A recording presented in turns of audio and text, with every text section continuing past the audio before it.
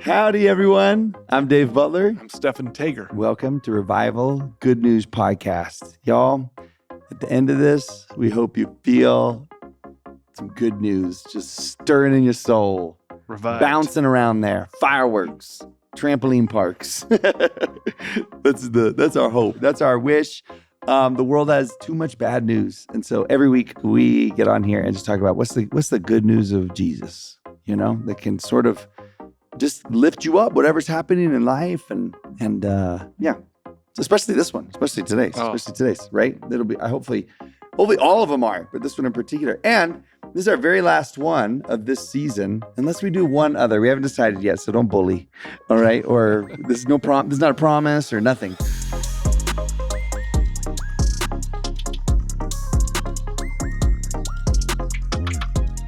We take a conference talk every week is what we do. This is our style.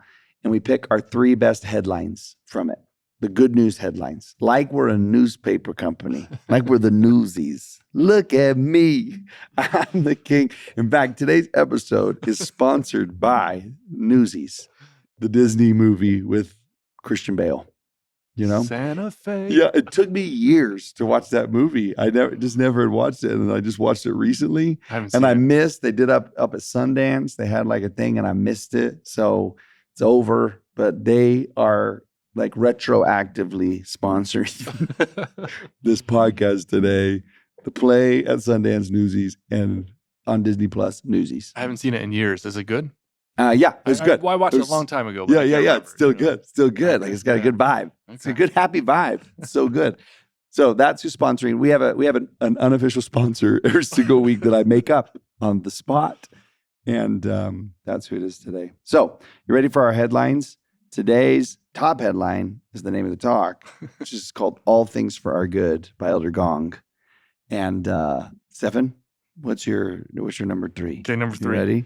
Okay, you have to help me interpret this because Elder Gong teaches like Jesus, and he sort of gives a little parable, and he doesn't explain it at the very beginning of his talk. Oh, okay. Yeah. And I loved it. If I'm reading it right, this is the blessing of not explaining everything, is that it invites the listener to have to figure it out. Mm-hmm. Preaching 201. This is right. A Chinese story begins as a man's son finds a beautiful horse. Says Elder Gong. I'll do the sound effects. How fortunate, the neighbors say. We'll see, says the man. Then the son falls off the horse and is permanently injured. How unfortunate, the neighbors say. We'll see, says the man. A conscripting army comes but doesn't take the injured son. How fortunate, the neighbor says. We'll see, says the man. And then all Elder Gong says afterwards is, this fickle world often feels tempest-tossed, uncertain, sometimes fortunate, and too often unfortunate. Mm-hmm. Yet in this world of tribulation, we know that all things work together for good to them that love God. Okay, am I reading this right? Is that little parable teaching us that we can't always know how something's going to turn out? We think it's good, we think it's bad, but God may turn it to something good, or he would turn it for good. Or maybe we'll take something good and turn it to bad. Yeah. Right? It's a better way to say it. Am I reading that right?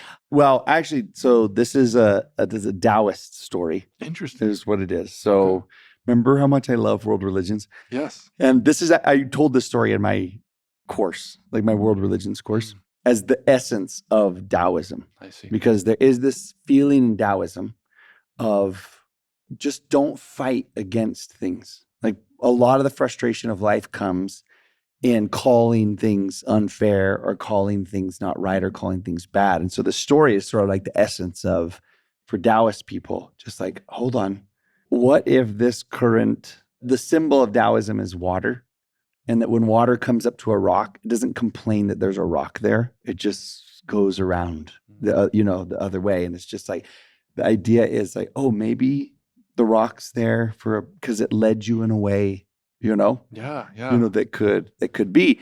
And what I like about the difference, and even though I love that, the principle's so good, I would say a Christian Taoist would say, oh, that's because of the goodness of God. Right? Not just because life, the force of life, Right.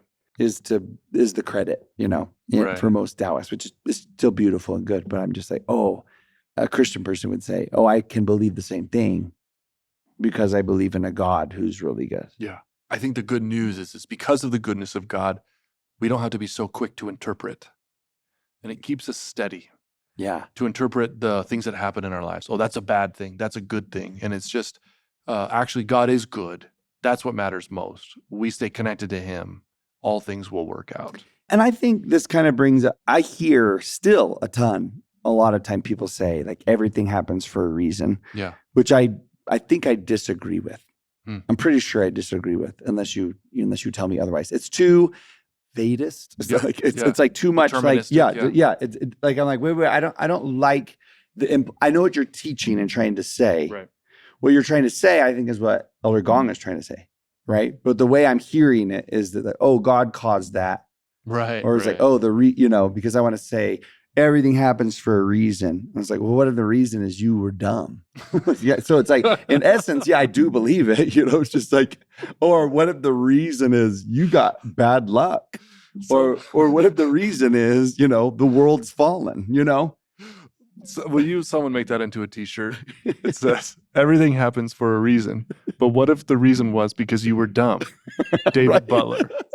But right, you know what I'm saying? Like, yes, everything happens for a reason. What I think the good news is that God can take anything that occurs in this world, whether it was because of your dumbness or the fall or the shallowness and cruelty of others or unfortunate circumstances, whatever may happen, God can take them and use them for his good purposes. That's what I think people are meaning. That's how I interpret what people are meaning. I don't know.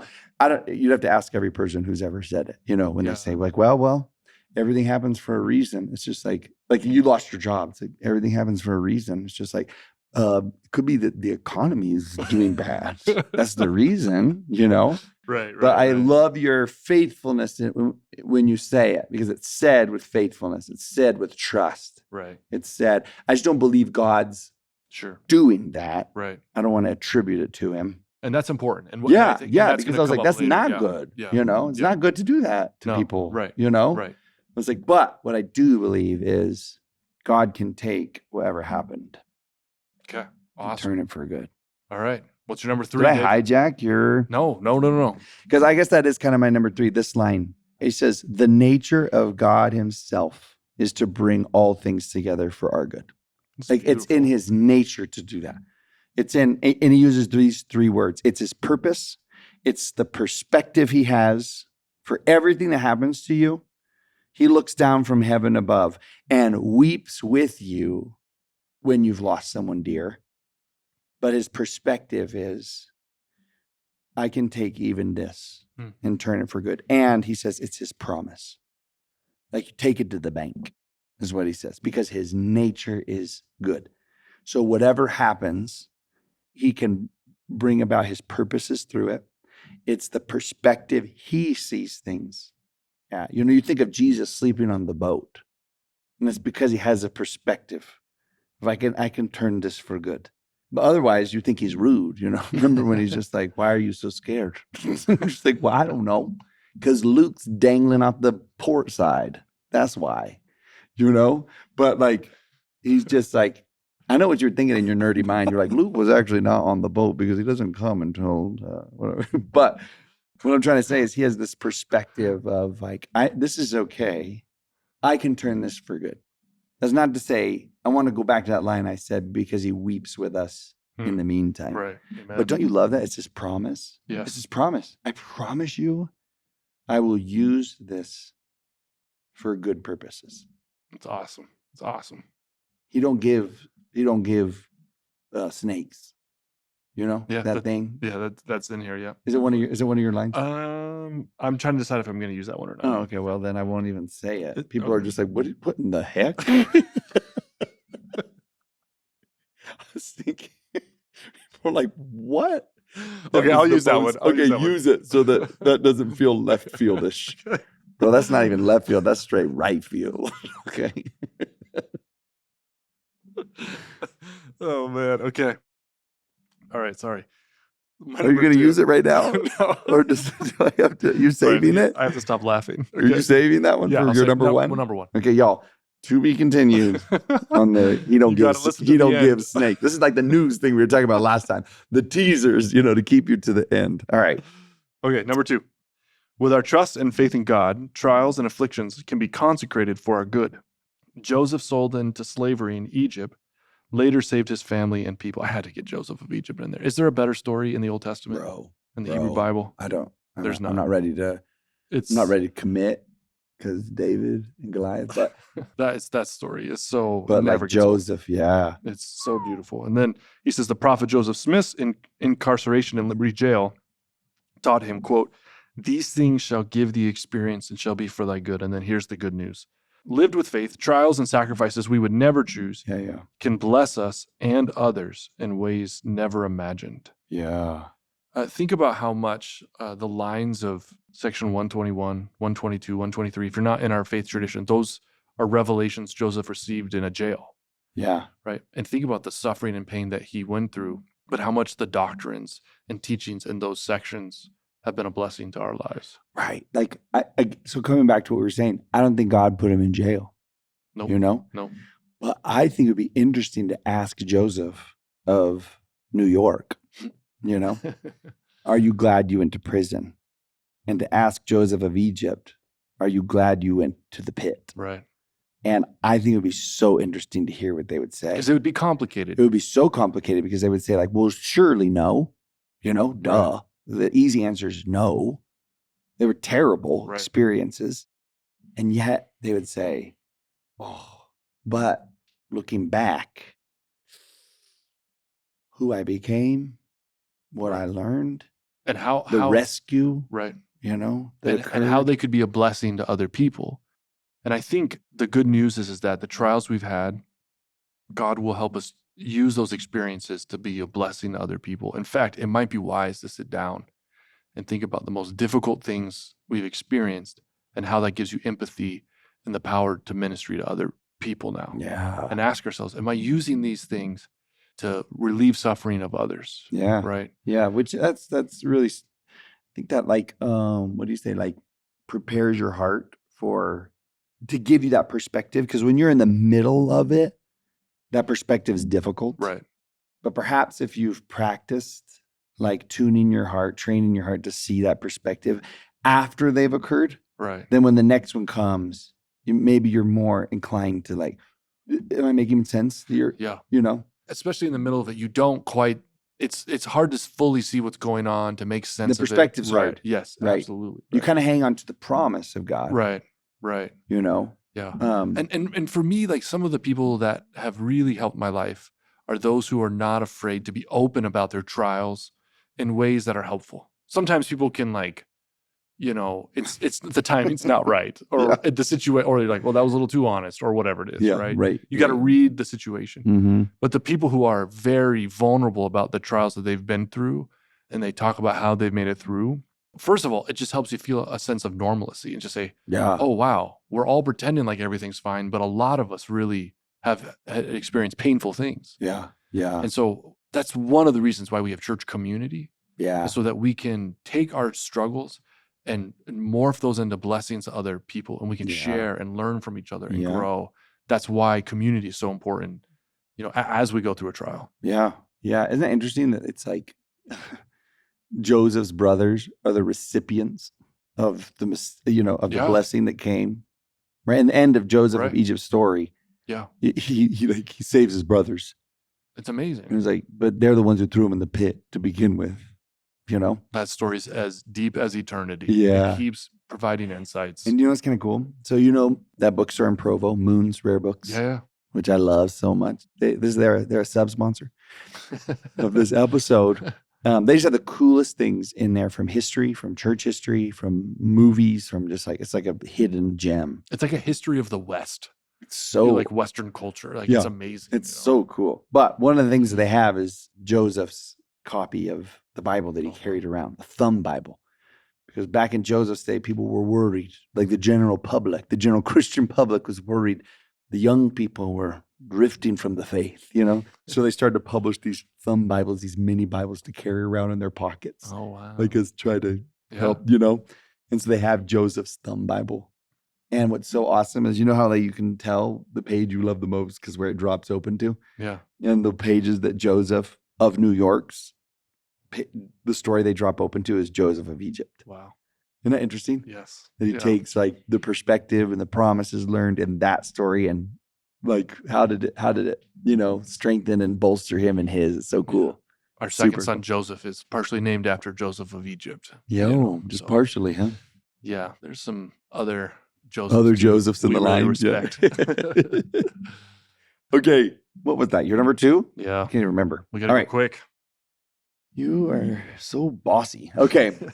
Number 2 for me is he tells this story of this man who was diagnosed with stage 4 cancer. And he's called as a stake president, and his wife like has the impression before it happens, like everything's going to be okay because this is supposed to happen or whatever. But he says this line about the story, which is cool. Like he's telling that part of it's so awesome. But he said, he has good days and hard days. His stake is rallying with increased faith, service, and this is exactly what you were just saying. It ended up being my number 2, and I didn't even remember that it was. But I wrote in my margins, I was like, that man's like the title of liberty. His story is rallying people. Even his heartache and the miracles that he's experiencing are rallying people's faith. Because now they have a cause to pray for. They have a God to hope in. They have a miracle to seek. They can trust in the goodness of God. So that's happening for people.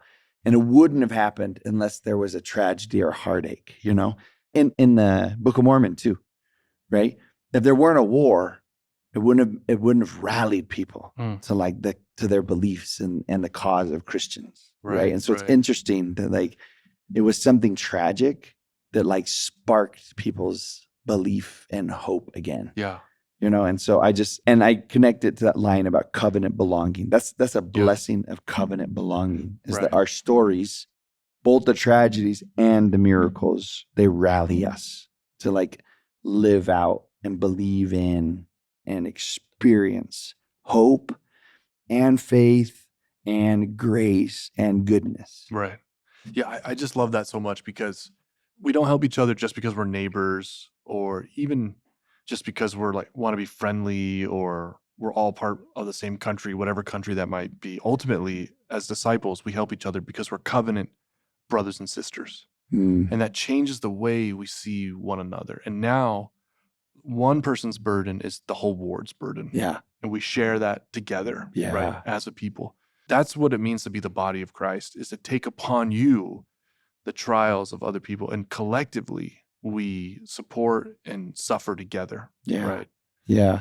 There was this, when we were I talked about this last week, so sorry, everyone. We get it. You were in Uganda. But when we were, I'm recently back. So it's all my lessons, my most recent lessons and experiences. On my mission. You're the return missionary. Yeah, right. But my most recent experiences with God actually happened in Uganda. Yeah. And there was this little boy, I called him the menace, because in church he was just this little runaround guy that just you were like, holy crap, that kid had a liter of Coca-Cola before he came to church. But then afterwards I learned this story, and his mother was not actually his mother. It was his aunt, and tragedy had struck the family when this boy was just 3-4 months old. And so she took him in. And she was a single mom. And she said, she said to me, you know that story of God raining down bread every day in the wilderness? And I was like, yeah. And she was like, I live that story. I never know where tomorrow's bread is coming from, but God still rains it down, So this is the kind of woman that she is. And I'm like, oh my gosh. And she took in this little kid, even though she's a single mom with no way to, takes on an additional child. Because she says, because that's what you do. That's what she said to me. And then this other lady that was sitting right next to her was one of her neighbors. And she just said about the kid, Yoshe as his name. She was like, he's assigned to everyone. He's our ward baby. And just that line captured me. He's assigned to everyone. And it's the essence of that covenant belonging. Yeah. We're assigned to each other. not in that technical, Right. official sense that bothers souls like me, in the way that lady said it, like, oh, it was we take care of each other. Yeah. Yeah, you want to bring people into faith. You want to convince them that Jesus is the Christ. Jesus said, "By this shall men know that ye are my disciples, if ye have love one for another." Mm-hmm. And when people see us take care of each other and our willingness to take care of them, we can't just talk that. We've got to prove that. We've got to show it. Yeah. Right? Through our actions, our way of being. It's got to get down to our very souls. Yeah. That we take care of each other as a people and anyone else, right? Invite them into that covenant community. That's the best. Yeah, it's not something Christians do. It's Christianity. Right. That's the name of it. Right. It's just like, it's not just like, part of the gospel is taking care of each other. I'd go so far as to say, like, no, sir, that is the gospel. Right. And it began on the cross with Jesus taking care of the human family, right? And it's just like, it spills out and echoes out from there. It's not part of the gospel. It is. It is it. Right. Yeah. I love that. Okay, ready? My number 2? You're number 1. Okay, you're number 1. Yeah, so I'm number 1. Okay, ready? Here we go. Snakes. Unless you changed your mind.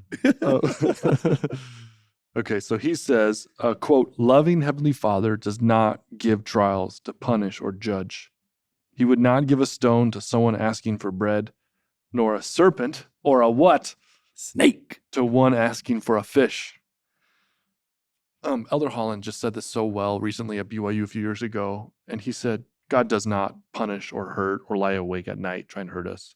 He says he does allow difficult things to happen for us, right? Mm-hmm. But he's not a God who hurts.